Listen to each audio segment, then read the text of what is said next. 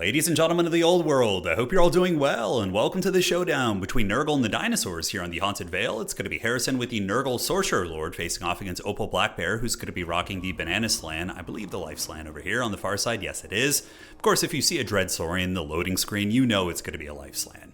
So for the Nurgle army, it's going to be the old school double Exalted Hero of Nurgle on the Rot Beasts, which are pretty nasty fighters for sure. Almost 500 weapon strength, really good stat line, which used to be better before the nerfs, but they're in a good spot now and honestly are very good still. So there's going to be two of those looking to hunt down big dinosaurs together, as well as a Chaos Sorcerer Lord of Nurgle on Rot Beast as well. So they become pretty formidable fighters, and the spell kit is going to be Miasma and Pestilence in tandem with Stream of Corruption. So two very cheap spells, 5 wins of magic here and 4 wins of magic here, which means when you're spamming spells with the Lore of Nurgle passive, the Children of Nurgle, you're going to be healing your entire army for 0.80 every time you cast a spell. So quite cost effective for sure, especially with the big HP pools that the Nurgle army does have. 2 Nurglings in Vanguard, going to be trying to grab a point, and the rest of the Nurgle army is going to be Chaos Warriors. Pretty badass. Chaos Warriors are good against dinos. A little bit vulnerable, of course, against like Croc Scores and the big scary stuff, but they have silver shields against the Skink Fire, high armor against Saurus Warriors, and they can handle Saurus and Skinks all freaking day. So there's going to be a couple Warriors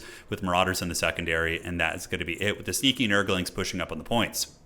Looking at Opal Blackbear's army here, he's got Skink Skirmishers up on the points already, and they're going to be able to bully these Nurglings off no problem with their range prowess, and he does have 2 on the other side. The Chad Shredder of Lustria pick, gotta love it. You know, it's always fun when big monsters are like good, but not like oppressive, right? Like this thing is like the price range that a Thunder Tusk should cost. Yeah, Thunder Tusk should cost like around as much as this thing.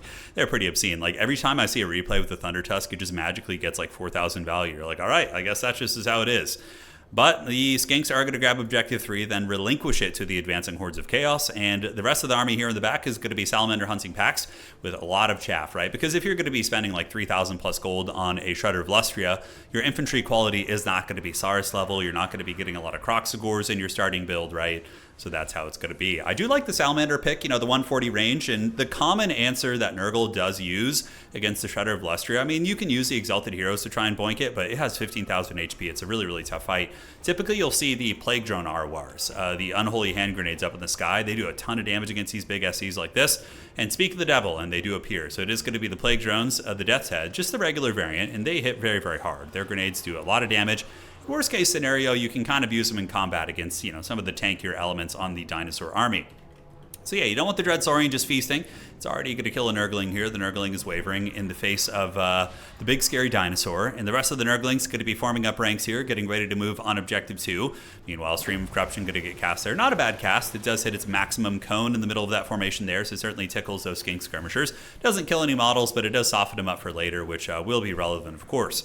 Now here, Opal Blackbear, what he's going to want to do is get these Salamander hunting packs to screen out those flyers. If the Dreadsaurian can just kind of fight unimpeded, it will probably wreck this Nurgle army pretty well. Granted, the 2 Exalted Heroes and the Rot Beast Sorcerer maybe could 3v1 it, you know, with a little bit of healing and magic utility, but they would take a lot of damage in the process, and then the Life Slan would be able to provide healing utility. So yeah, dinos are in a good position though. They just want to hunker down on these points, and the Salamanders need to be immediately zeroing into the Plague Drones. They're one of the only things here that can kill the Dreadsaurian.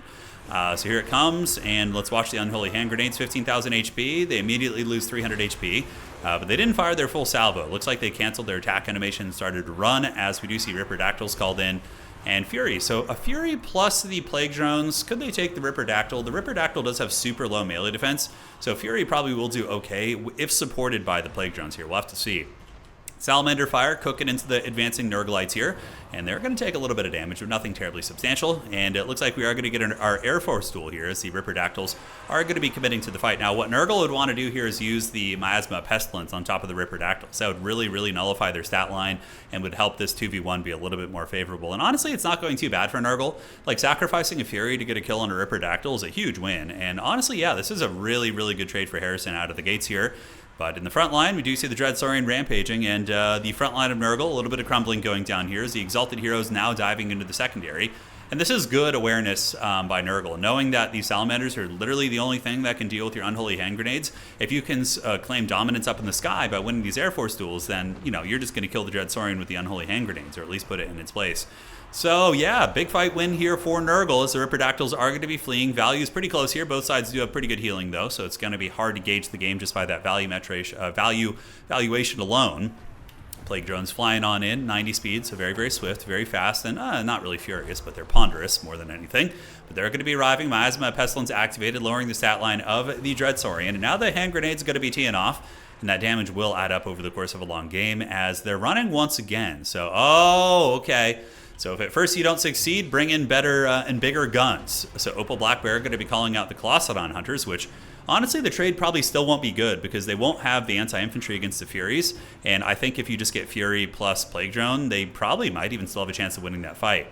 Now, on the far side point, Objective 1 is owned by the Dinos, and Nurgle is able to wrestle the second objective here. So the Nurgle infantry standing stalwart in the face of the big, scary dinosaurs. They're going to be standing in there and banging and beating down these skinks, which is no surprise. Shredder of Lustria doing its best to hold things down and does have 128 kills and almost 1,200 value so far, so it's been doing really good. Nice shield of the old ones by Opal Blackbear, going to be preventing 20% of the damage going in on the Shredder of Lustria. As we do have double Fury out here, so one Fury here, and the survivor of the previous campaign is also here, and they're going to be zeroing in on the Colossadon Hunters.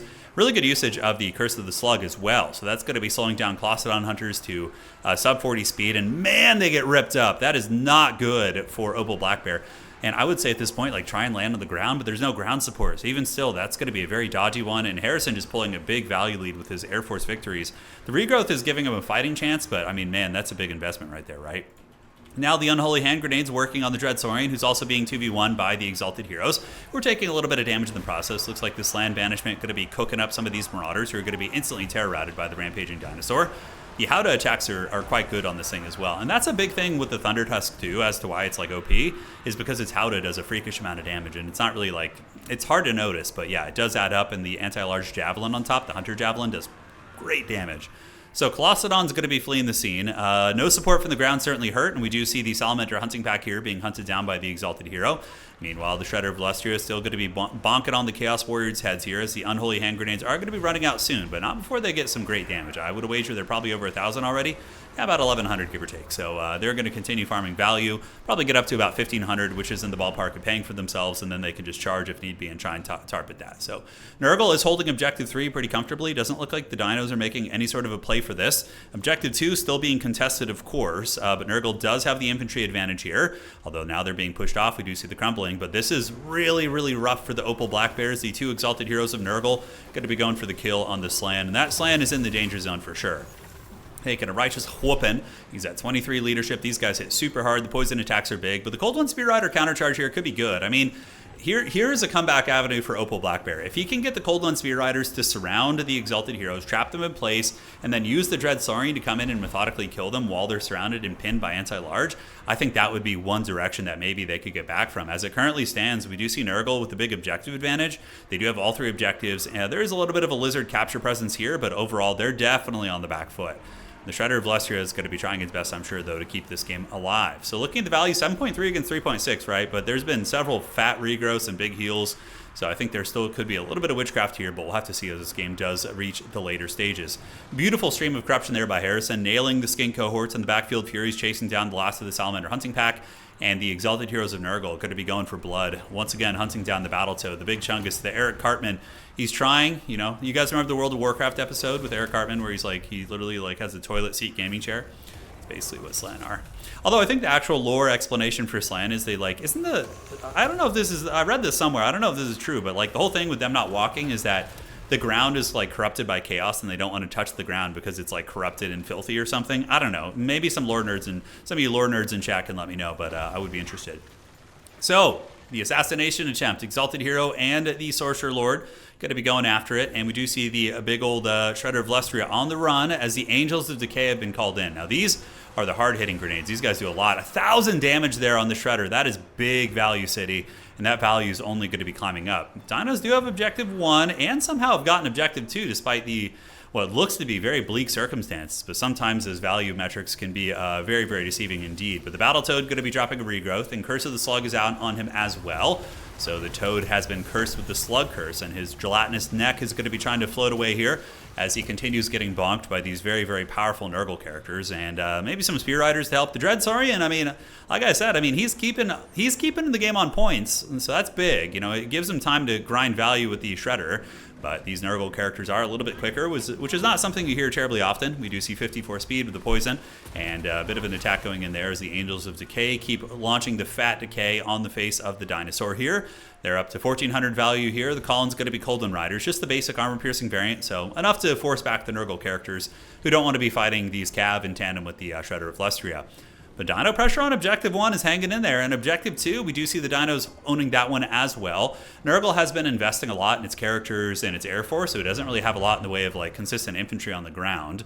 Looking back here, Nurgle's now going to be calling in some Chaos Warriors to try and anchor down that point. Tons of Dinosaur unsummoning going down. The army here is very, very tattered and beat up. But really impressive play by Opal Blackbear. I mean, you would see, like, think if you were down by them this much value that, like, the game would just straight up be over. But he's kind of making it a bit of a game still, right? So Miasma Pestilence going to be lowering the charge bonus and attack stat line here of the Colden Riders. And now they're going to be retreating while the Feral Coldens here rampage on top of the Exalted Hero. Really high melee defense. You know, Nurgle is known for its high melee defense as well as HP pool, so he's going to be able to probably tank this relatively easily with the homies, right? This is 450 gold versus like 3,000 plus gold here, so should be fine for the forces of Nurgle. The Shredder of Lustria trying its best, man. It's hanging in there, but it's about to go extinct and be sent to the Dinosaur Graveyard here, as it is getting absolutely plowed by those grenades, but it does manage to get away with the reinforcements of the Colossadon Hunters coming back in. Now, can 2 Rot Drones take on Colossadons? It would not be cost-effective, probably. You would want to get a Fury in there. That would really be the big breadwinner. Harrison's still up on points, and now he's going to start reclaiming this objective as the Chaos Warriors are getting on over. And I would wager there's going to be a Fury call-out. So you see 614 supplies. As soon as you see the amount for a Fury, that's going to be the call-in. I would say if I had to be a betting man. So are we going to be seeing a Fury anywhere? We do not see it yet. As a matter of fact, just going to be running from the Colossadon Hunters and trying to mitigate the damage coming in. And do we see a Fury calling anywhere? We do not. Oh, we do. Okay, Chaos Fury's on the far side. Yeah, I was going to say that's the go-to play for sure. So trying to grab the point is Nurgle, and they should not have a hard time of doing it with the Chaos Warriors and the Nurglings arriving towards the objective. They should be able to get that. Battletoad hiding in the bushes. Shredder of Lustria, I believe, was taken down. No, he actually lives. Okay, he ran into the trees. He gets a regrowth, and he didn't hear no bell. He's back in business. As Lizards are just being really aggressive, man. Like, you keep thinking they're dead, and then they just keep going for these points and making it a bit of a game. But, I mean, there is a points lead for Nurgle, too, which means they have a lot of time to kind of grind value. A lot of the value, of course, is on the Shredder of Lustria, though. I mean, he's gotten several big heals. It's almost healing cap. So a lot of this is kind of like dead value because the SE you've been trying to kill is still in the field. So that's something else you have to kind of take into account here.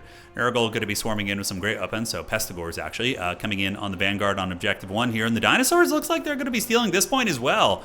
So here they roll, man. So Double Skink Skirmishers are going to be arriving with the Fast Cav. The Colden Riders able to eviscerate the Nurglings here.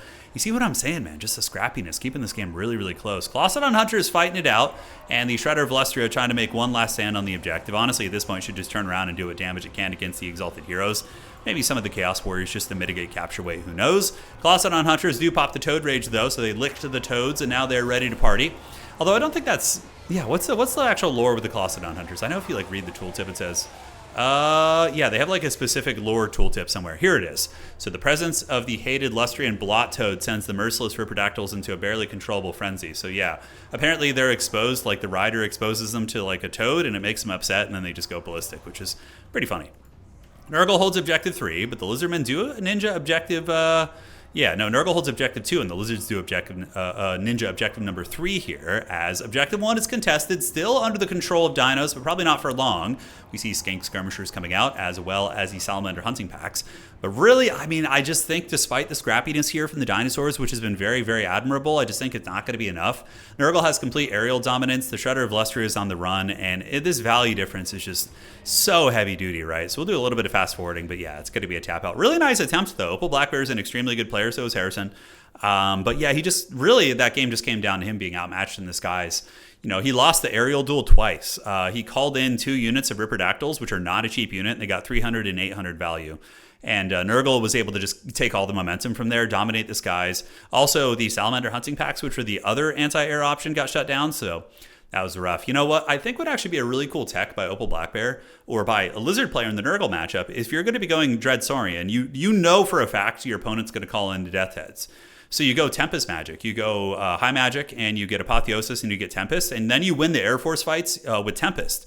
And from there, you're going to be able to potentially, win the skies, and your Shredder of Lustria can just truly feast unimpeded and win you the game. There's definitely a lot to be explored there, but Yeah, cool to see him. 2,500, 3,800 on the Angels of Decay. That is sweet. And the Exalted Heroes, of course, did very well. So GG, well played. Hopefully you guys enjoyed that one. And Nurgle, bless this ravaged body.